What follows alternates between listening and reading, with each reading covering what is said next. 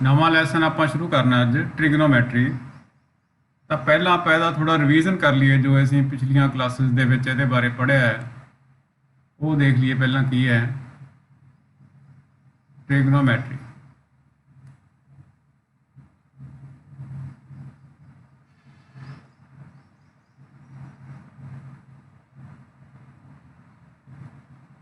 ਪੰਜਾਬੀ 'ਚ ਆਪਾਂ ਇਹਨੂੰ ਤਿਕੋਣਮਿਤੀ ਕਹਿੰਦੇ। ਇਹਦਾ ਨਾਂ ਟ੍ਰਿਗਨੋਮੈਟਰੀ ਪਹਿਲਾਂ ਤਾਂ ਕਿਉਂ ਆ, ਸਭ ਤੋਂ ਪਹਿਲੀ ਤਾਂ ਇਹ ਗੱਲ, ਇਹ ਮੈਥਮੈਟਿਕਸ ਦੀ ਇੱਕ ਬ੍ਰਾਂਚ ਹੈ ਟ੍ਰਿਗਨੋਮੈਟਰੀ। ਇਹਨੂੰ ਟ੍ਰਿਗਨੋਮੈਟਰੀ ਕਿਉਂ ਕਿਹਾ ਜਾਂਦਾ ਹੈ? ਇਸ ਕਰਕੇ ਕਿਹਾ ਜਾਂਦਾ ਹੈ ਵੀ ਇਹ ਸਾਰੀ ਦੀ ਸਾਰੀ ਟ੍ਰਿਗਨੋਮੈਟਰੀ ਰਾਈਟ ਐਂਗਲ ਟ੍ਰਾਇੰਗਲ ਦੇ ਉੱਤੇ ਬੇਸਡ ਹੈ। ਰਾਈਟ ਐਂਗਲ ਟ੍ਰਾਇੰਗਲ, ਸਮਕੋਣ ਤਿਕੋਣ ਜਿਹਨੂੰ ਆਪਾਂ ਕਹਿੰਦੇ ਆ ਪੰਜਾਬੀ ਦੇ ਵਿੱਚ, ਰਾਈਟ ਐਂਗਲ ਟ੍ਰਾਇੰਗਲ। ਇਹਦੇ ਵਿੱਚ ਇੱਕ ਐਂਗਲ ਕਿੰਨਾ ਹੁੰਦਾ ਤੁਹਾਨੂੰ ਪਤਾ ਹੈ, 90 ਡਿਗਰੀ ਦਾ ਹੁੰਦਾ, ਤੇ ਬਾਕੀ ਦੇ ਜਿਹੜੇ ਦੋ ਐਂਗਲ ਹੁੰਦੇ ਨੇ ਇਹ ਦੋਨੇ ਐਂਗਲ ਕੀ ਹੁੰਦੇ ਨੇ, 90 ਤੋਂ ਛੋਟੇ ਹੁੰਦੇ ਆ। ਤੇ ਜਿਹੜੇ 90 ਤੋਂ ਛੋਟੇ ਐਂਗਲ ਆ ਉਹਨੂੰ ਅਸੀਂ ਕਹਿੰਦੇ ਐਕਿਊਟ ਐਂਗਲ। Acute angle. ਤੇ ਜਿਹੜਾ ਇੱਕ ਐਂਗਲ 90 ਦਾ ਉਹਨੂੰ ਅਸੀਂ ਕਹਿੰਦੇ ਆ ਰਾਈਟ ਐਂਗਲ।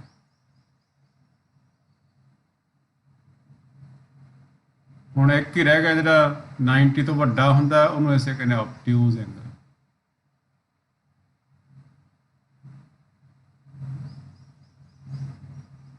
ਐਂਗਲ ਮਤਲਬ ਕੋਣ, ਐਕਿਊਟ ਮਤਲਬ ਨਿਊਨ ਕੋਣ, ਰਾਈਟ ਐਂਗਲ ਮਤਲਬ ਸਮਕੋਣ ਜਿਹਨੂੰ ਅਸੀਂ 90 ਡਿਗਰੀ ਦਾ ਕੋਣ, ਆਬਟਿਊਜ਼ ਐਂਗਲ ਜਿਹੜਾ 90 ਤੋਂ ਵੱਡਾ ਜਿਹਨੂੰ ਆਪਾਂ ਅਧਿਕ ਕੋਣ ਕਹਿੰਦੇ ਸੀਗੇ ਪੰਜਾਬੀ ਦੇ ਵਿੱਚ। ਤਾਂ ਇਹ ਰਾਈਟ ਐਂਗਲ ਟ੍ਰਾਇੰਗਲ ਹੈ। ਇਹ ਕੀ ਹੈ? Right angle triangle. ਟ੍ਰਾਇੰਗਲ ਕਹਿੰਦੇ ਆ ਤਿਕੋਣ ਜਾਂ ਤ੍ਰਿਭੁਜ ਨੂੰ, ਟ੍ਰਾਇੰਗਲ, ਸੌਰੀ, ਟ੍ਰਾਇੰਗਲ। ਤਾਂ ਟਰਾਈ ਮਤਲਬ ਤਿੰਨ ਹੁੰਦਾ, ਐਂਗਲ ਮਤਲਬ ਤਿੰਨ ਐਂਗਲ, ਤੇ ਜੀ ਤਿੰਨ ਐਂਗਲ ਹੋਣ, ਤਿੰਨ ਕੋਣ ਹੋਣ, ਉਹਨੂੰ ਅਸੀਂ ਟ੍ਰਾਇੰਗਲ ਕਹਿੰਦੇ ਹਾਂ। ਤਾਂ ਇਹਦੇ 'ਚ ਦੋ ਐਕਿਊਟ ਐਂਗਲ ਹੁੰਦੇ ਆ, ਇੱਕ 90 ਡਿਗਰੀ ਦਾ ਐਂਗਲ ਹੁੰਦਾ। ਤੇ ਜਿਹੜਾ ਐਕਿਊਟ ਐਂਗਲ ਹੁੰਦੇ ਆ ਉਹਨਾਂ 'ਚੋਂ ਇੱਕ ਨੂੰ ਅਸੀਂ ਕਹਿ ਦਿੰਦੇ ਹਾਂ ਥੀਟਾ। ਐਕਿਊਟ ਐਂਗਲ 'ਚੋਂ ਇੱਕ ਨੂੰ ਅਸੀਂ ਕਹਿ ਦਿੰਦੇ ਹਾਂ ਥੀਟਾ ਐਂਗਲ। ਠੀਕ ਹੈ ਨਾ, ਇਹਦਾ ਨਾਂ ਦੇ ਦਿੰਦੇ ਹਾਂ ਥੀਟਾ। ਠੀਕ ਹੈ। ਤੇ ਹੁਣ ਇਹਦੇ 'ਚ ਇੱਕ ਦੋ ਕੁਝ ਚੀਜ਼ਾਂ ਨੇ ਜਿਨ੍ਹਾਂ ਨੂੰ ਅਸੀਂ ਪੜ੍ਹਿਆ ਸੀਗਾ। ਪਹਿਲਾ ਸੀਗਾ ਟ੍ਰਿਗਨੋਮੈਟ੍ਰਿਕ ਰੇਸ਼ੋਜ਼। ਟ੍ਰਿਗਨੋਮੈਟ੍ਰਿਕ ਰੇਸ਼ੋਜ਼, ਤਿਕੋਣਮਿਤੀ ਅਨੁਪਾਤ। ਕਿੰਨੇ ਪੜ੍ਹੇ ਸੀ ਅਸੀਂ ਤਿਕੋਣਮਿਤੀ ਅਨੁਪਾਤ? ਪਹਿਲਾਂ ਤਾਂ ਤਿੰਨ ਸਿੱਧੇ ਤਿਕੋਣਮਿਤੀ ਅਨੁਪਾਤ ਸੀਗੇ, ਜਿਨ੍ਹਾਂ ਚੋਂ ਪਹਿਲਾ ਸੀਗਾ ਸਾਈਨ। ਫੁੱਲ ਫਾਰਮ ਇਹਦੀ ਇਸ ਤਰ੍ਹਾਂ ਸਾਈਨ ਹੈ, ਅਸੀਂ ਸ਼ਾਰਟ ਦੇ ਵਿੱਚ ਇਹਨੂੰ ਅਸੀਂ SIN ਲਿਖਦੇ ਹਾਂ। ਦੂਸਰਾ ਹੁੰਦਾ ਕੋਸਾਈਨ, ਇਹਨੂੰ ਅਸੀਂ ਸ਼ਾਰਟ ਦੇ ਵਿੱਚ ਕਾਸ ਲਿਖਦੇ। ਤੀਸਰਾ ਹੁੰਦਾ ਟੈਂਜੈਂਟ, ਜਿਹਨੂੰ ਅਸੀਂ ਸ਼ਾਰਟ ਦੇ ਵਿੱਚ ਟੈਨ ਲਿਖਦੇ। ਤੇ ਇਹ ਤਾਂ ਤਿੰਨ ਤਾਂ ਹੁੰਦੇ ਸਿੱਧੇ ਤਿਕੋਣਮਿਤੀ ਅਨੁਪਾਤ। ਫਿਰ ਇਹਨਾਂ ਦੇ ਉਲਟੇ ਆ ਜਾਂਦੇ ਆ। ਸਾਈਨ ਦਾ ਉਲਟਾ ਹੁੰਦਾ ਕੋਸੀਕੈਂਟ,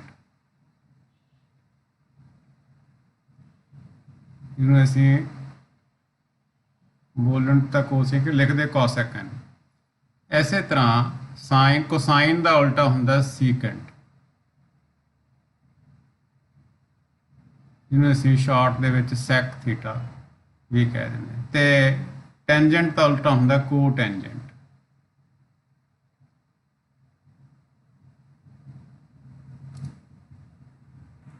ਕੋਟੈਂਜੈਂਟ ਨੂੰ ਅਸੀਂ ਸ਼ਾਰਟ ਦੇ ਵਿੱਚ ਕਾਟ ਲਿਖਦੇ ਹਾਂ। ਸ਼ਾਰਟ ਦੇ ਵਿੱਚ ਇਹਨੂੰ ਕੀ ਲਿਖਦੇ ਆ? ਕਾਟ। ਇਹਨੂੰ ਬੋਲਦੇ ਆ ਸਾਈਨ, ਕਾਸ, ਟੈਨ, ਕੋਸੈਕ, ਸੈਕ ਤੇ ਕਾਟ। ਠੀਕ ਹੈ ਕਿ ਪੂਰੇ ਇਹਨਾਂ ਦੇ ਨਾਂ ਇਸ ਤਰ੍ਹਾਂ ਆ। ਮੈਂ ਕਈਆਂ ਨੂੰ ਦੇਖਿਆ ਇਹਨਾਂ ਦੋਵਾਂ ਨੂੰ ਤਾਂ ਪੂਰਾ ਨਾਂ ਲੈ ਕੇ ਬੁਲਾਉਂਦੇ ਆ, ਬਾਕੀਆਂ ਨੂੰ ਟੈਨ, ਕਾਟ, ਸਾਈਨ। ਇਹਨਾਂ ਨੇ ਵਿਚਾਰਿਆਂ ਨੇ ਕੀ ਵਿਗਾੜਿਆ? ਜਾਂ ਤਾਂ ਸਾਰਿਆਂ ਦਾ ਪੂਰਾ ਨਾਂ ਲੈ ਲਿਆ ਕਰੋ ਗਰੀਬਾਂ ਦਾ, ਤੇ ਜਾਂ ਫਿਰ ਇਹਨਾਂ ਦੋਵਾਂ ਨੂੰ ਵੀ ਅਸੀਂ ਸ਼ਾਰਟ 'ਚ ਹੀ ਬੋਲਾਂਗੇ। ਮੈਂ ਤਾਂ ਸਾਰਿਆਂ ਨੂੰ ਸ਼ਾਰਟ 'ਚ ਹੀ ਬੋਲੂੰਗਾ, ਤੁਸੀਂ ਆਪਦੀ ਮਰਜ਼ੀ ਹੈ ਕੋਸੀਕੈਂਟ ਬੋਲੋ, ਕੁਛ ਮਰਜ਼ੀ ਬੋਲੋ। ਤਾਂ ਇਹ ਸੀਗੇ ਸਾਡੇ ਟ੍ਰਿਗਨੋਮੈਟ੍ਰਿਕ ਰੇਸ਼ੋਜ਼। ਜਿਨ੍ਹਾਂ ਨੂੰ ਅਸੀਂ ਤਿਕੋਣਮਿਤੀ ਅਨੁਪਾਤ ਕਹਿੰਦੇ। ਇਹ ਕੀ ਹੁੰਦੇ ਨੇ ਵੀ ਜਿਵੇਂ ਆ ਸਾਡਾ ਰਾਈਟ ਟ੍ਰਾਇੰਗਲ ਹੈ, ਰਾਈਟ ਟ੍ਰਾਇੰਗਲ ਦੇ ਵਿੱਚ ਆ 90 ਦਾ ਐਂਗਲ ਹੈ ਹਨਾ, 90। ਇਹਨਾਂ ਚੋਂ ਇੱਕ ਐਂਗਲ ਨੂੰ ਅਸੀਂ ਥੀਟਾ ਲੈ ਲੈਣਾ, ਚਾਹੇ ਇਹਨੂੰ ਲੈ ਲਈਏ ਚਾਹੇ ਇਹਨੂੰ, ਜਿੰਨੀ ਮਰਜ਼ੀ ਲੈ ਸਕਦੇ ਹਾਂ ਥੀਟਾ, ਕੋਈ ਜ਼ਰੂਰੀ ਨਹੀਂ ਵੀ ਅਸੀਂ ਆ ਹੇਠਾਂ ਪੈ ਜਿਹੜਾ ਇਹਨੂੰ ਲੈਣਾ ਥੀਟਾ। ਜਿੱਥੇ ਅਸੀਂ ਥੀਟਾ ਲੈ ਲਿਆ, ਜਿਹੜੇ ਐਂਗਲ ਦੀ ਅਸੀਂ ਗੱਲ ਕਰ ਰਹੇ ਹਾਂ ਉਹਦੇ ਸਾਹਮਣੇ ਵਾਲੀ ਜਿਹੜੀ ਲਾਈਨ ਹੋਏਗੀ ਉਹ ਹੁੰਦਾ ਪਰਪੈਂਡੀਕੂਲਰ, ਲੰਬ ਕਹਿੰਦੇ ਜਿਹਨੂੰ ਅਸੀਂ, ਤੇ ਜਿਹੜੀ ਉਹਦੇ ਨਾਲ ਵਾਲੀ ਲਾਈਨ ਹੈ ਉਹਨੂੰ ਅਸੀਂ ਕਹਿੰਦੇ ਹਾਂ ਬੇਸ, ਆਧਾਰ। ਤੇ ਇਹਨਾਂ ਦੋਹਾਂ ਦੇ 90 ਦੇ ਸਾਹਮਣੇ ਵਾਲੀ ਜਿਹੜੀ ਲਾਈਨ ਹੈ, ਆਹ ਵਾਲੀ ਲਾਈਨ, ਇਹਨੂੰ ਅਸੀਂ ਕਹਿੰਦੇ ਹਾਂ ਹਾਈਪੋਟੇਨਸ, ਐਚ। ਹਾਈਪੋਟੇਨਸ ਹੁੰਦਾ ਕਰਨ, ਠੀਕ ਹੈ ਕਿ। ਤੇ ਅਸੀਂ ਪਾਈਥਾਗੋਰਸ ਥਿਓਰਮ ਪੜ੍ਹੀ ਆ, ਉਹ 'ਚ ਕੀ ਸੀਗਾ, ਹਾਈਪੋਟੇਨਸ ਦਾ ਸਕੁਆਇਰ ਇਕੁਅਲ ਟੂ ਹੁੰਦਾ ਪਰਪੈਂਡੀਕੂਲਰ ਸਕੁਆਇਰ ਪਲੱਸ ਬੇਸ ਦਾ ਸਕੁਆਇਰ। ਇਹ ਚੀਜ਼ਾਂ ਅਸੀਂ ਪੜ੍ਹੀਆਂ ਸੀ। ਹੁਣ ਆ ਟ੍ਰਿਗਨੋਮੈਟ੍ਰਿਕ ਰੇਸ਼ੋ ਦੇ ਕੀ ਸੀਗੇ, ਜੇ ਤਾਂ ਅਸੀਂ ਪਰਪੈਂਡੀਕੂਲਰ ਨੂੰ ਹਾਈਪੋਟੇਨਸ ਨਾਲ ਡਿਵਾਈਡ ਕਰੀਏ ਤਾਂ ਇਹ ਤਾਂ ਬਣ ਜਾਂਦਾ ਸਾਈਨ ਥੀਟਾ, ਤੇ ਜੇ ਅਸੀਂ ਬੇਸ ਨੂੰ ਹਾਈਪੋਟੇਨਸ ਨਾਲ ਡਿਵਾਈਡ ਕਰੀਏ ਤਾਂ ਉਹ ਬਣ ਜਾਂਦਾ ਕਾਸ ਥੀਟਾ, ਤੇ ਜੇ ਅਸੀਂ ਪਰਪੈਂਡੀਕੂਲਰ ਨੂੰ ਬੇਸ ਨਾਲ ਡਿਵਾਈਡ ਕਰੀਏ, ਲੰਬ ਬਟੇ ਆਧਾਰ ਜਿਹਨੂੰ ਆਪਾਂ ਕਹਿੰਦੇ ਹੁੰਦੇ ਹਾਂ, ਤਾਂ ਉਹ ਬਣ ਜਾਂਦਾ ten theta. Perpendicular over base ten theta ਨੂੰ ਅਸੀਂ ਸਾਈਨ ਥੀਟਾ ਬਟੇ ਕਾਸ ਥੀਟਾ ਵੀ ਕਹਿ ਦਿੰਦੇ ਹਾਂ। ਇਹ ਚੀਜ਼ਾਂ ਅਸੀਂ ਪੜ੍ਹੀਆਂ ਹੋਈਆਂ ਸਾਰੀਆਂ, ਸਿਰਫ ਇਹਨਾਂ ਨੂੰ ਰਿਮਾਈਂਡ ਕਰ ਰਹੇ ਹਾਂ ਵੀ ਕੀ ਕੀ ਚੀਜ਼ਾਂ ਪੜ੍ਹੀਆਂ ਸੀ, ਠੀਕ ਹੈ। ਇਸ ਤੋਂ ਬਾਅਦ ਸਾਈਨ ਦਾ ਉਲਟਾ, ਸਾਈਨ ਦਾ ਉਲਟਾ ਉਹ ਪਰਪੈਂਡੀਕੂਲਰ ਓਵਰ ਹਾਈਪੋਟੇਨਸ ਸੀਗਾ, ਜੇ ਹਾਈਪੋਟੇਨਸ ਓਵਰ ਪਰਪੈਂਡੀਕੂਲਰ ਕਰ ਦਈਏ ਤਾਂ ਸਾਈਨ ਦਾ ਉਲਟਾ ਹੋ ਗਿਆ, ਇਹਨੂੰ ਅਸੀਂ ਕਹਿੰਦੇ ਹਾਂ ਕੋਸੈਕ ਥੀਟਾ। ਤੇ ਜੇ ਅਸੀਂ ਬੇਸ ਓਵਰ ਪਰਪੈਂਡੀਕੂਲਰ ਕਰ ਦਈਏ, ਸੌਰੀ ਹਾਈਪੋਟੇਨਸ ਓਵਰ ਬੇਸ ਕਰ ਦਈਏ ਤਾਂ ਉਹ ਹੋ ਜਾਏਗਾ ਇਹਦਾ ਉਲਟਾ, ਬੇਸ ਹਾਈਪੋਟੇਨਸ ਓਵਰ ਬੇਸ, ਕਾਸ ਦਾ ਉਲਟਾ ਸੈਕ ਥੀਟਾ। ਤੇ 6ਵੇਂ ਨੰਬਰ ਤੇ ਪਰਪੈਂਡੀਕੂਲਰ ਓਵਰ ਬੇਸ ਦਾ ਉਲਟਾ, ਬੇਸ ਓਵਰ ਪਰਪੈਂਡੀਕੂਲਰ, ਇਹ ਹੋ ਜਾਂਦਾ ਹੈ ਟੈਨ ਦਾ ਉਲਟਾ, ਜਿਹਨੂੰ ਅਸੀਂ ਕਹਿੰਦੇ ਆ ਕਾਟ ਥੀਟਾ। ਤਾਂ ਕੋਸੈਕ ਥੀਟਾ ਕਿਹਦਾ ਉਲਟਾ ਸੀ, ਸਾਈਨ ਥੀਟਾ ਦਾ, ਇਹਨੂੰ ਅਸੀਂ 1/sin ਥੀਟਾ ਵੀ ਕਹਿ ਦਿੰਦੇ ਹਾਂ, ਠੀਕ ਹੈ। ਇਸੇ ਤਰ੍ਹਾਂ ਸੈਕ ਥੀਟਾ ਕਾਸ ਦਾ ਉਲਟਾ ਹੈ, ਤਾਂ ਇਹਨੂੰ ਅਸੀਂ 1/cos ਥੀਟਾ ਵੀ ਕਹਿ ਦਿੰਦੇ ਹਾਂ। ਤੇ ਕਾਟ ਥੀਟਾ ਟੈਨ ਦਾ ਉਲਟਾ, ਇਸ ਕਰਕੇ ਇਹਨੂੰ ਅਸੀਂ 1/tan ਥੀਟਾ ਵੀ ਕਹਿ ਦਿੰਦੇ ਹਾਂ। ਤੇ ਕਿਉਂਕਿ ਟੈਨ ਥੀਟਾ ਦੀ ਵੈਲਿਊ ਸਾਈਨ ਥੀਟਾ ਬਟੇ ਕਾਸ ਥੀਟਾ ਸੀਗੀ, ਤਾਂ ਇਹਦੀ ਵੈਲਿਊ ਕਾਸ ਥੀਟਾ ਬਟੇ ਸਾਈਨ ਥੀਟਾ ਹੋਏਗੀ, ਉਹਦੀ ਉਲਟੀ ਹੋਏਗੀ।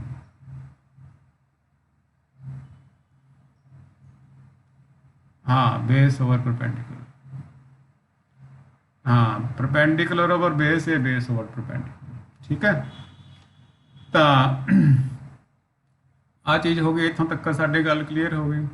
ये असीं 9th दे विच पढ़ियां सी गल्लां सारियां, ते होर तां नहीं कुछ रह गया इहदे विच, इन्नी की गल ही है। तां ये हो गया।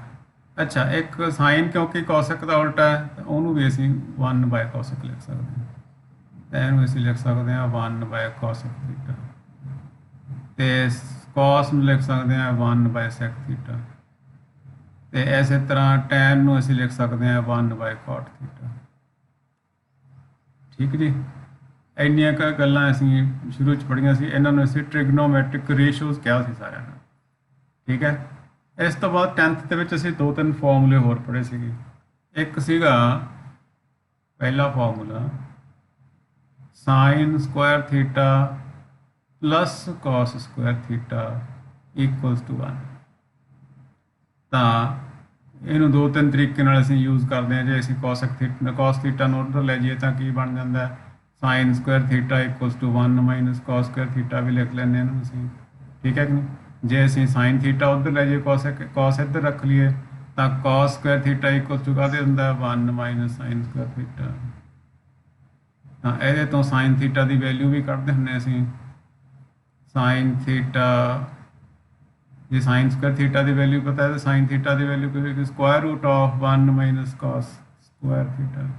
इस तरह ये तो cos थीटा की वैल्यू असी कढ़ते होंगे, ये होंगे 1 - sin स्क्वायर थीटा।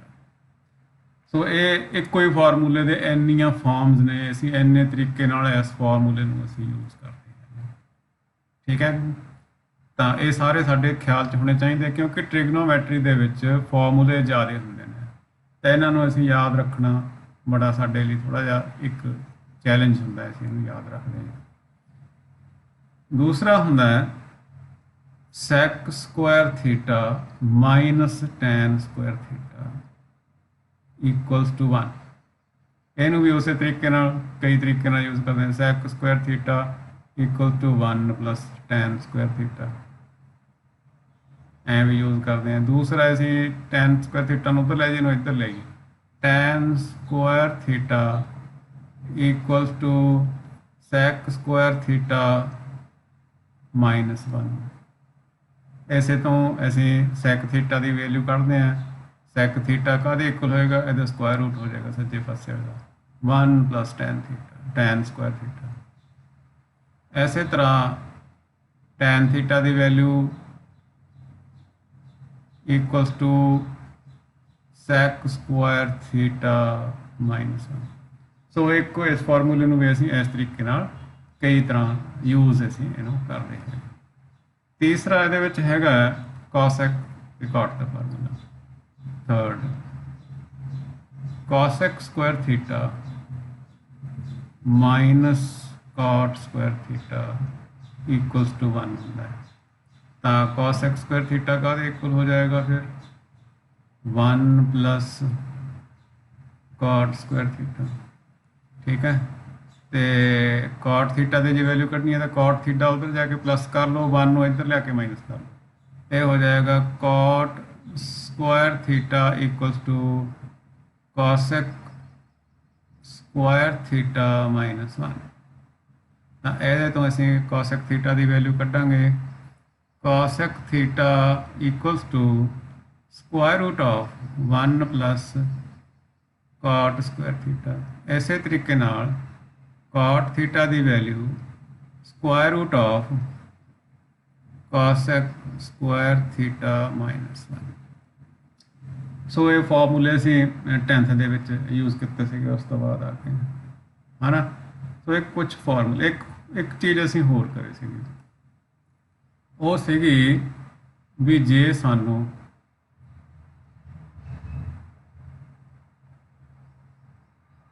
ਕਿਸੇ ਰਾਈਟ ਟ੍ਰਾਇੰਗਲ ਦੇ ਵਿੱਚ ਇੱਕ ਐਂਗਲ ਪਤਾ ਹੋਵੇ ਤੇ ਇੱਕ ਸਾਈਡ, ਤਿੰਨਾਂ ਚੋਂ ਕੋਈ ਇੱਕ ਸਾਈਡ ਪਤਾ ਹੋਵੇ, ਤੇ ਆਪਾਂ ਨੂੰ ਇਹਦਾ ਆ ਪਤਾ ਹੈ ਇਹ ਪਰਪੈਂਡੀਕੂਲਰ ਹੈ ਥੀਟਾ ਦੇ ਸਾਹਮਣੇ ਵਾਲੀ ਲਾਈਨ, ਆ ਸਾਡਾ 90 ਦਾ ਐਂਗਲ ਹੈ ਨਾ, 90। ਇੱਕ ਐਂਗਲ ਤੇ ਇੱਕ ਸਾਈਡ ਪਤਾ ਹੋਵੇ ਤਾਂ ਬਾਕੀ ਦੀਆਂ ਸਾਈਡ ਅਸੀਂ ਫਾਈਂਡ ਕਰ ਸਕਦੇ ਹਾਂ। ਜਿਵੇਂ ਆਪਾਂ ਕਹਿ ਲਈਏ ਵੀ ਆ ਸਾਡਾ ਟ੍ਰਾਇੰਗਲ ਹੈ ABC, ਸਾਨੂੰ AB ਸਾਈਡ ਪਤਾ ਹੈ ਜੀ, ਤਾਂ ਅਸੀਂ ਜੇ AC ਕੱਢਣੀ ਹੈ ਜਾਂ BC ਕੱਢਣੀ ਹੈ ਤਾਂ ਅਸੀਂ ਕੱਢ ਸਕਦੇ ਹਾਂ। ਕਿਸ ਤਰੀਕੇ ਨਾਲ ਕੱਢ ਸਕਦੇ ਹਾਂ, ਦੇਖੋ ਇਹਨੂੰ ਅਸੀਂ ਲਿਖਾਂਗੇ, ਜੇ ਅਸੀਂ ਮੰਨ ਲਓ AC ਕੱਢਣੀ ਹੈ ਤਾਂ ਅਸੀਂ ਲਿਖਾਂਗੇ AC ਅਪੋਨ ਜਿਹੜੀ ਸਾਈਡ ਸਾਨੂੰ ਪਤਾ ਹੈ, AB ਪਤਾ ਹੈ, AB ਦੀ ਵੈਲਿਊ ਪਤਾ ਨਾ x ਇਕੁਅਲਸ ਟੂ, ਹੁਣ ਦੇਖੋ AC ਕੀ ਹੈ, ਹਾਈਪੋਟਿਊਨਸ, ਆ ਕੀ ਹੈ ਪਰਪੈਂਡੀਕੂਲਰ, ਹਾਈਪੋਟਿਊਨਸ ਆਫ ਓਵਰ ਪਰਪੈਂਡੀਕੂਲਰ, ਤਾਂ ਉਹ ਕੀ ਬਣ ਜਾਂਦਾ ਹੁੰਦਾ, cosec ਥੀਟਾ ਬਣ ਜਾਂਦਾ ਹੁੰਦਾ, cosec ਥੀਟਾ। ਕਰਨ ਬਟੇ ਲੰਬ cosec ਥੀਟਾ ਹੁੰਦਾ, ਤਾਂ ਥੀਟਾ ਦੀ ਸਾਨੂੰ ਵੈਲਿਊ ਦਿੱਤੀ ਹੋਏਗੀ ਕੁਝ ਵੀ, ਮੰਨ ਲਓ 60 ਡਿਗਰੀ ਦੇ ਦੀ ਜਾਂ ਕੁਝ ਵੀ ਦੇਤੀ, ਆਹ ਸਾਨੂੰ ਸਾਈਡ ਦੇਤੀ x ਦੀ ਥਾਂ ਤੇ ਕੁਝ, ਤਾਂ ਉਹ ਵੀ ਸਾਨੂੰ ਪਤਾ ਹੋਏਗੀ। ਤਾਂ ਹੁਣ ਜੇ ਅਸੀਂ AC ਸਾਈਡ ਕੱਢਣੀ ਹੈ ਤਾਂ AC ਇਕੁਅਲ ਟੂ ਕੀ ਹੋ ਜਾਏਗਾ, AC ਬਟਾ ਪਹਿਲਾਂ ਇਹਦਾ ਵੈਲਿਊ ਪੁੱਟ ਭਰ ਦਿਓ x equals to cosec theta. ਤੇ ਹੁਣ ਜੇ AC ਦੀ ਵੈਲਿਊ ਫਾਈਂਡ ਕਰਨੀ ਹੈ ਤਾਂ ਕੀ ਕਰੀਏ, x ਨੂੰ ਇੱਧਰ ਲਿਆਈਏ ਤੇ ਇੱਥੇ ਲਿਖ ਦਈਏ cosec ਥੀਟਾ। ਹੁਣ AC ਫਾਈਂਡ ਹੋ ਜਾਏਗਾ। ਹੁਣ ਇੱਥੇ ਇੱਕ ਐਗਜ਼ਾਮਪਲ ਲੈ ਲੈਂਦੇ ਹਾਂ, ਮੰਨ ਲਓ x ਦੀ ਵੈਲਿਊ ਆਪਾਂ ਨੂੰ ਦਿੱਤੀ ਹੁੰਦੀ 4, ਠੀਕ ਹੈ ਕਿ, ਤੇ ਆ ਐਂਗਲ ਸਾਨੂੰ ਦਿੱਤਾ ਹੁੰਦਾ 60 ਡਿਗਰੀ ਦਾ, ਤਾਂ ਅਸੀਂ AC cosec ਥੀਟਾ ਦੇ ਵਿੱਚ ਹੁਣ ਇੱਥੇ ਵੈਲਿਊ ਭਰ ਦਈਏ, x ਦੀ ਵੈਲਿਊ ਆ ਜਾਊਗੀ 4 ਤੇ ਇੱਥੇ ਆ ਜਾਊਗਾ cosec 60, ਤੇ cosec 60 ਦੀ ਸਾਨੂੰ ਵੈਲਿਊ ਪਤਾ ਹੈ ਕਿੰਨੀ ਹੁੰਦੀ ਹੈ, cosec 60 ਦੀ ਵੈਲਿਊ 2/√3। ਹੁਣ ਇਹਨੂੰ ਸੋਲਵ ਕਰ ਲਾਂਗੇ ਤਾਂ ਸਾਡੇ ਕੋਲੇ ਆਨਸਰ ਆ ਜਾਏਗਾ। ਤਾਂ ਕਾਹਦੀ ਵੈਲਿਊ ਆ ਗਈ? AC ਦੀ ਵੈਲਿਊ। ਇਸੇ ਤਰ੍ਹਾਂ ਜੇ ਅਸੀਂ ਹੋਰ ਦੂਸਰੀ ਦੀ ਕੱਢਣੀ ਹੈ, BC ਦੀ ਕੱਢਣੀ ਹੈ, ਤਾਂ ਅਸੀਂ ਲਿਖ ਲਾਂਗੇ BC ਬਟਾ ਜਿਹੜੀ ਸਾਨੂੰ ਭੁਜਾ ਪਤਾ ਹੈ BC ਬਟਾ AB। ਉਹ ਕੀ ਬਣ ਗਈ ਹੁਣ? Base upon perpendicular, base upon ਆਧਾਰ ਅਪੋਨ ਲੰਬ। ਇਹ ਕੀ ਹੁੰਦਾ? cot ਥੀਟਾ ਹੁੰਦਾ। ਠੀਕ ਹੈ ਨਾ? ਤਾਂ BC upon x equal to ਕੀ ਬਣ ਜਾਊਗਾ? cot theta. ਤੇ BC ਦੀ ਵੈਲਿਊ ਆ ਜਾਊਗੀ x cot ਥੀਟਾ। ਇਹਨਾਂ ਦੀਆਂ ਵੈਲਿਊਜ਼ ਭਰ ਕੇ ਅਸੀਂ ਆਨਸਰ ਕਰਦੇ ਹਾਂ। ਉਹੀ ਵੈਲਿਊਜ਼ ਲੈ ਲਓ ਤੁਸੀਂ 4, ਇਹ ਆ ਜਾਊਗਾ cot 60 ਤੇ cot 60 ਹੁੰਦਾ 1/√3। ਇਹਨਾਂ ਨੂੰ ਅਸੀਂ ਸੋਲਵ ਕਰ ਲਾਂਗੇ 4/√3 ਆ ਜਾਊਗਾ। ਸੋ ਇਸ ਤਰੀਕੇ ਨਾਲ ਇਹ ਜਿਹੜੇ ਹੈਗੇ ਅਸੀਂ ਸਾਈਡਸ ਫਾਈਂਡ ਕਰ ਸਕਦੇ ਹਾਂ, ਚਾਹੇ ਕੋਈ ਮਰਜ਼ੀ ਸਾਈਡ ਅਸੀਂ ਸਾਨੂੰ ਦਿੱਤੀ ਹੋਵੇ ਤੇ ਦੂਸਰੀਆਂ ਦੋ ਸਾਈਡਸ ਅਸੀਂ ਈਜ਼ੀਲੀ ਫਾਈਂਡ ਕਰ ਸਕਦੇ ਹਾਂ। ਤੀਸਰੀ ਇੱਕ ਗੱਲ ਹੋਰ ਅਸੀਂ ਕੀਤੀ ਸੀਗੀ, ਉਹ ਸੀਗੀ ਵੀ ਕੁਝ ਐਂਗਲਸ ਦੀ ਅਸੀਂ ਟੇਬਲ ਬਣਾਈ ਸੀਗੀ। ਉਹ ਟੇਬਲ ਸਾਨੂੰ ਯਾਦ ਹੋਣੀ ਚਾਹੀਦੀ ਹੈ। ਐਂਗਲਸ ਦੀ ਜਿਹੜੀ ਅਸੀਂ ਟੇਬਲ 10th ਦੇ ਵਿੱਚ ਯੂਜ਼ ਕੀਤੀ ਸੀ।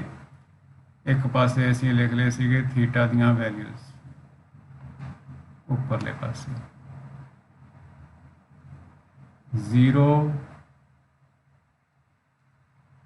ਤੇ ਫਿਰ 30 ਡਿਗਰੀ, फिर 45 डिग्री, फिर 60 डिग्री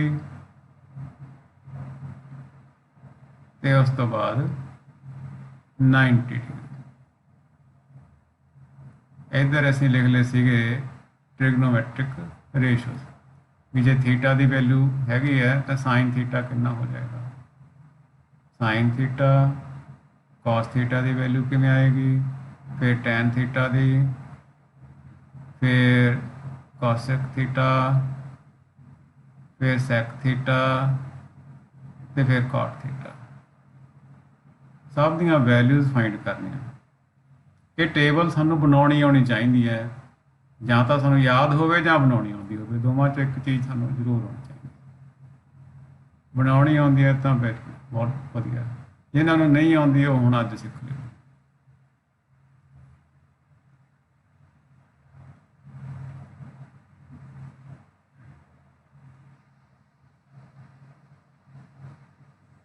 ਤਾਂ ਟੇਬਲ ਬਣਾਉਣੀ ਹੋਣੀ ਚਾਹੀਦੀ ਹੈ।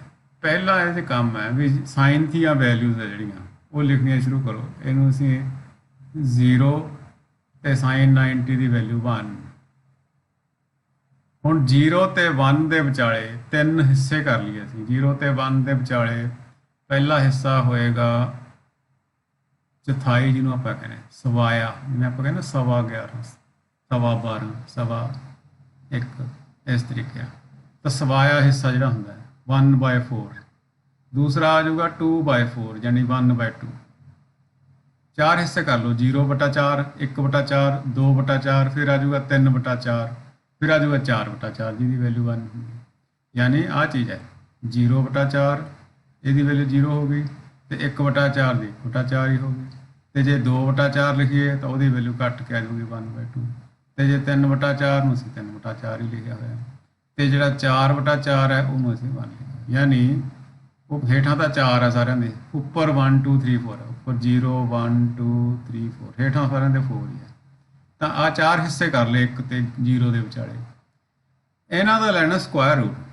ਇਹਨਾਂ ਦਾ ਕੀ ਲੈਣਾ? Square root. ਤਾਂ 0 ਦਾ ਸਕੁਆਇਰ ਰੂਟ 0 ਹੀ ਹੁੰਦਾ ਹੈ। 1/4 ਦਾ ਸਕੁਆਇਰ ਰੂਟ 1 ਦਾ 1 ਹੁੰਦਾ ਹੈ, 4 ਦਾ 2 ਹੁੰਦਾ ਹੈ। ਤੇ 1/2 ਦਾ ਸਕੁਆਇਰ ਰੂਟ 1 ਦਾ 1 ਹੀ ਹੋਏਗਾ, 2 ਦਾ ਸਕੁਆਇਰ ਰੂਟ 2 ਹੋਏਗਾ। ਤੇ ਇਹਦਾ ਸਕੁਆਇਰ ਰੂਟ 3 ਦਾ ਰੂਟ 3 ਹੋ ਜਾਏਗਾ, 4 ਦਾ 2 ਹੋ ਜਾਏਗਾ, ਤੇ 1 ਦਾ ਸਕੁਆਇਰ ਰੂਟ 1 ਹੋ ਜਾਏਗਾ। ਸਾਨੂੰ ਜੇ ਆਹ ਚੀਜ਼ ਆ ਗਈ, ਇਸ ਤੋਂ ਗਾਂਹ ਬਾਕੀ ਸਾਰਾ ਟੇਬਲ ਬੜਾ ਈਜ਼ੀਲੀ ਬਣ ਜਾਂਦਾ ਹੈ। ਦੇਖੋ ਕਿਵੇਂ ਬਣ ਜਾਂਦਾ।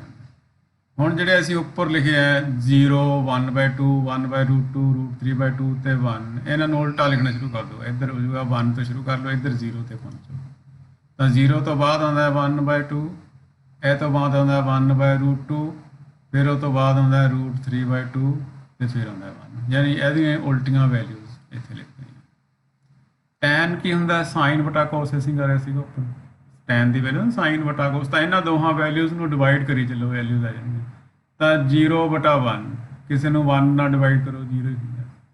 ਇਹਨਾਂ ਨੂੰ ਜਦੋਂ ਆਪਸ 'ਚ ਡਿਵਾਈਡ ਕਰਾਂਗੇ ਤਾਂ 2 ਨਾਲ 2 ਕੱਟਿਆ ਜਾਊਗਾ 1/√3 ਆ ਜਾਊਗਾ 1/√3 1/√3। ਇਹਨਾਂ ਨੂੰ ਜਦੋਂ ਡਿਵਾਈਡ ਦੋਨੇ ਇੱਕੋ ਹੀ ਚੀਜ਼ਾਂ 1/√3 ਨੂੰ 1/√2 ਨੂੰ 1/√9 ਡਿਵਾਈਡ ਕਰਾਂਗੇ ਇੱਕੋ ਚੀਜ਼ ਉੱਪਰ ਥੱਲੇ ਕੱਟ ਕੇ 1 ਆ ਜਾਊਗਾ। ਇੱਥੇ ਵੀ ਅਸੀਂ √3/2 ਬਟਾ 1/2 ਕਰਾਂਗੇ ਤਾਂ 2 ਹੇਠਲੇ ਕੱਟੇ ਜਾਣਗੇ ਆਨਸਰ ਰਹਿ ਜਾਊਗਾ √3 ਬਟਾ 1 ਕਹਿ ਲਓ ਨਾ ਲਿਖੋ। ਤੇ ਇਸੇ ਤਰ੍ਹਾਂ 1/0 ਕਿਸੇ ਚੀਜ਼ ਨੂੰ 0 ਨਾਲ ਡਿਵਾਈਡ ਕਰੋ ਉਹਦੀ ਵੈਲਿਊ ਸਾਨੂੰ ਨਹੀਂ ਪਤਾ ਉਹਨੂੰ ਅਸੀਂ ਇਨਫਿਨਿਟੀ ਕਹਿੰਦੇ ਹਾਂ। ਤੇ ਕਿਤੇ ਨਾਟ ਡਿਫਾਈਨਡ ਲਿਖਿਆ ਹੁੰਦਾ ਹੈ ਕਿਤੇ ਇਨਫਿਨਿਟੀ ਲਿਖਿਆ ਹੁੰਦਾ ਹੈ। ਇਨਫਿਨਿਟੀ ਦਾ ਮਤਲਬ ਵੀ ਨਾਟ ਡਿਫਾਈਨਡ ਹੈ। ਇਨਫਿਨਿਟੀ ਦਾ ਮਤਲਬ ਉਹ ਨੰਬਰ ਹੈ ਜਿਹਦੇ ਤੱਕ ਅਸੀਂ ਪਹੁੰਚ ਨਹੀਂ ਸਕਦੇ ਅਨੰਤ ਜਿਹਦਾ ਕੋਈ ਅੰਤ ਨਹੀਂ ਹੈਗਾ ਠੀਕ ਹੈ। ਤਾਂ ਨਾਟ ਡਿਫਾਈਨਡ ਵੀ ਉਹੀ ਹੈ ਜਿੱਥੋਂ ਤੱਕ ਪਹੁੰਚੇ ਨਹੀਂ ਜਾ ਸਕਦਾ ਉਹਨੂੰ ਕੀ ਅਸੀਂ ਡੈਫੀਨੇਸ਼ਨ ਦੇਵਾਂਗੇ ਉਹਦੀ ਹੈ ਨਾ। ਤੇ ਕੋਸੈਕ ਥੀਟਾ ਕਾਹਦਾ ਉਲਟਾ ਹੁੰਦਾ ਸਾਈਨ ਦਾ। ਹੁਣ ਇੱਥੇ ਸਾਈਨ ਦਾ ਉਲਟਾ ਲਿਖਣਾ ਸ਼ੁਰੂ ਕਰੋ। ਸਾਈਨ ਸੀ ਸਾਈਨ 0 ਦੀ ਵੈਲਿਊ 0 ਸੀਗੀ ਤਾਂ ਕੋਸੈਕ ਦੀ ਵੈਲਿਊ ਕੀ ਹੋਏਗੀ 1/0 1/0 ਮਤਲਬ ਨਾਟ ਡਿਫਾਈਨ 0 ਨਾਲ ਡਿਫਾਈਨ ਭਾਗ ਦੇਣੇ ਅਸੀਂ। ਆ 1/2 ਆ ਤਾਂ ਇਹਦਾ 2/1 ਹੋ ਜਾਊਗਾ ਯਾਨੀ 2 ਹੋ ਜਾਊਗਾ। ਆ 1/√2 ਸੀ ਇੱਥੇ √2/1 ਹੋ ਜਾਊਗਾ। ਇੱਥੇ √3/2 ਸੀ ਤਾਂ 3/√2 ਹੋ ਜਾਊਗਾ ਸੌਰੀ 2/√3 ਹੋ ਜਾਊਗਾ। ਇਸੇ ਤਰ੍ਹਾਂ 1 ਦਾ ਉਲਟਾ ਕੀ ਹੁੰਦਾ 1/1 1 ਹੀ ਹੋ ਜਾਏਗਾ ਠੀਕ ਹੈ ਨਾ। ਸੋ ਇਸ ਤਰੀਕੇ ਨਾਲ ਉਲਟਾ ਅਸੀਂ ਸਾਈਨ ਦਾ ਉਲਟਾ। ਹੁਣ ਕੋਸੈਕ ਦੇ ਵਿੱਚ ਕੋਸ ਦਾ ਉਲਟਾ ਜਾਊਗਾ 1 ਦਾ ਉਲਟਾ 1 ਨਹੀਂ ਹੁੰਦਾ 1/1। ਇਸੇ ਤਰ੍ਹਾਂ √3/2 ਦਾ ਉਲਟਾ ਹੋ ਜਾਊਗਾ 2/√3 ਠੀਕ ਹੈ ਕਿ ਐਸੇ 1/√2 ਦਾ ਉਲਟਾ ਹੋ ਜਾਊਗਾ √2/1 1/2 ਦਾ ਉਲਟਾ 2 ਹੋ ਜਾਏਗਾ ਤੇ 0 ਦਾ ਉਲਟਾ ਇਨਫਿਨਿਟੀ ਹੋ ਜਾਏਗਾ। 0 ਸਭ ਤੋਂ ਛੋਟਾ ਉਧਰੋਂ ਇਨਫਿਨਿਟੀ ਸਭ ਤੋਂ ਵੱਡਾ। ਕਾਟ ਕੀ ਹੈ tan ਦਾ ਉਲਟਾ ਤਾਂ 0 ਦਾ ਉਲਟਾ ਆ 0/1 ਸੀ 1/0 ਹੋ ਜਾਏਗਾ ਯਾਨੀ ਇਨਫਿਨਿਟੀ। ਤੇ ਇਸੇ ਤਰ੍ਹਾਂ 1/√3 ਦਾ ਉਲਟਾ √3/1 ਤੇ 1 ਦਾ ਉਲਟਾ 1 ਨਹੀਂ ਹੁੰਦਾ। √3 ਦਾ ਉਲਟਾ ਯਾਨੀ √3 ਦਾ ਬਟਾ 1 ਸੀਗਾ ਤੇ 1/√3 ਹੋ ਜਾਏਗਾ ਤੇ 0 ਦਾ ਉਲਟਾ ਇਨਫਿਨਿਟੀ।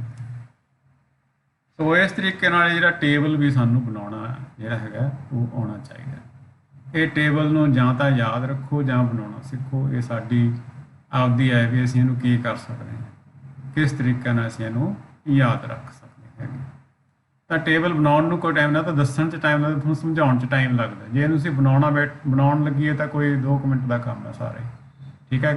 ਇਹ ਟੇਬਲ ਅਸੀਂ 2 ਮਿੰਟ ਦੇ ਵਿੱਚ ਬਣਾ ਸਕਦੇ ਹਾਂ। ਤਾਂ ਆਈ ਥਿੰਕ ਇੰਨਾ ਕੁ ਕੰਮ ਆਪਾਂ ਪਿਛਲੇ ਸਾਲ ਜਿਹੜਾ ਸੀਗਾ ਉਹ ਪਿਛਲੇ ਸਾਲ ਤੱਕ 9th ਤੇ 10th ਦੇ ਵਿੱਚ ਕੀਤਾ। ਹੋਰ ਮੇਰੇ ਹਿਸਾਬ ਨਾਲ ਕੁਝ ਨਹੀਂ ਬਚਿਆ ਜਿਹੜਾ ਅਸੀਂ ਡਿਸਕਸ ਕਰਨਾ ਸੀਗਾ। ਇੱਕ ਥੀਟਾ ਦਾ ਥੋੜਾ ਜਿਹਾ ਖਿਆਲ ਕਰ ਲਓ। ਥੀਟਾ ਬਾਰੇ ਵਾਰੀ ਡਿਸਕਸ ਕਰਨਾ ਪੈਂਦਾ ਸਾਨੂੰ ਵੀ ਥੀਟਾ ਜਿਹੜਾ ਹੈਗਾ ਐਂਗਲ ਉਹ ਐਕਿਊਟ ਐਂਗਲ ਹੈ ਠੀਕ ਹੈ। ਤਾਂ ਐਕਿਊਟ ਐਂਗਲ ਜ਼ਰੂਰੀ ਨਹੀਂ ਵੀ ਉਧਰ ਹੀ ਲਈਏ ਅਸੀਂ ਵੀ ਆਹ ਤੁਹਾਨੂੰ 90 ਦਾ ਐਂਗਲ ਦੇਦਾ ਅਸੀਂ ਥੀਟਾ ਇੱਥੇ ਲਿਖਦੇ ਹੁੰਦੇ ਹਾਂ ਠੀਕ ਹੈ ਨਾ। ਇਹ ਜ਼ਰੂਰੀ ਨਹੀਂ ਵੀ ਇੱਥੇ ਲਿਖਿਆ ਜਾਵੇ ਅਸੀਂ ਥੀਟਾ ਇੱਥੇ ਵੀ ਲਿਖ ਸਕਦੇ ਹਾਂ।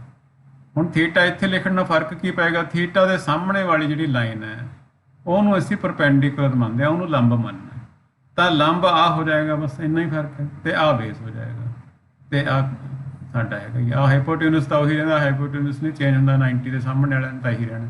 ਜੇ ਇੱਧਰ ਦੂਸਰਾ ਹੁੰਦਾ ਸਾਡਾ ਥੀਟਾ ਫਿਰ ਕੀ ਕਰਦੇ ਸੀ ਫਿਰ ਅਸੀਂ ਕੀ ਕਰਦੇ ਦੇਖੋ ਜੇ ਥੀਟਾ ਅਸੀਂ ਇਹਨੂੰ ਲੈਂਦੇ ਫਿਰ ਕੀ ਕਰਦੇ ਫਿਰ ਆ ਪਰਪੈਂਡੀਕੂਲਰ ਹੋ ਜਾਣਾ ਸੀਗਾ ਆ ਬੇਸ ਹੋ ਜਾਣਾ ਸੀ ਹਾਈਪੋਟੇਨਸ ਹੋ ਜਾਣਾ।